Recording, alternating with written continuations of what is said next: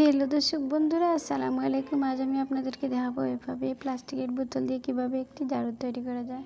তো এই জন্য আমি প্লাস্টিকের বোতলের নিচের অংশটুকু কেটে ফেলে দিচ্ছি, আর এই যে আছে এটা আমি কেটে ফেলবো না, এবং এই যে কাগজের স্টিকার আছে এটাও আমি তুলে ফেলছি।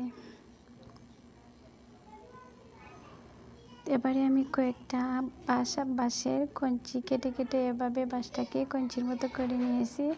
তো এটা দিয়ে আমরা আমাদের উঠান ঝাড়ু দেব। তো এই জন্য এগুলো দিয়ে আমি একটি ঝাড়ু তৈরি করছি।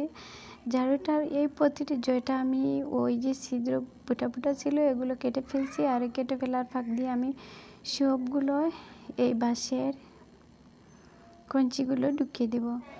তো সবগুলো ঢুকিয়ে দিলে দেখবেন পরবর্তীতে এত সুন্দর এত মজবুত একটা ঝাড়ু তৈরি হয়ে গেছে, যা আপনারা উঠান ঝাড়ু দিতে কখনো আর কষ্ট হবে না, এত সুন্দর করে ঝাড়ুটা হবে।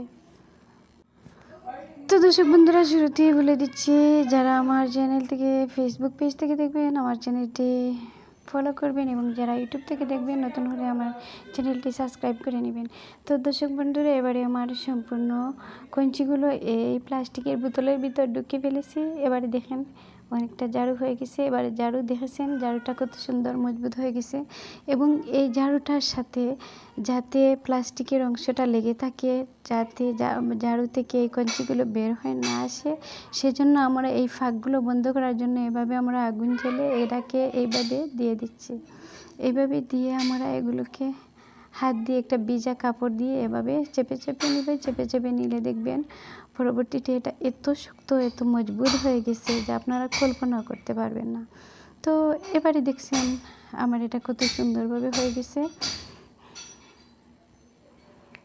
তো কঞ্চিগুলো আর টানলেও বের হবে না, দেখেছেন আমি টান দিয়ে দেখাচ্ছি, এগুলো আর বের হবে না। তো সম্পূর্ণ ভিডিওটা না টেনে আপনারা দেখলে আপনারা এভাবে ঝাড়ুটা তৈরি করতে পারবেন।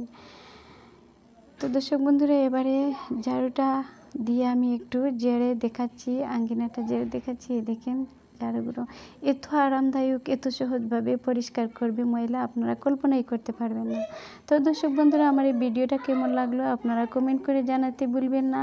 সবাই আমাকে কমেন্ট করে জানাবেন, আর ভালো থাকেন সবাই, সুস্থ থাকেন। আসসালামু আলাইকুম।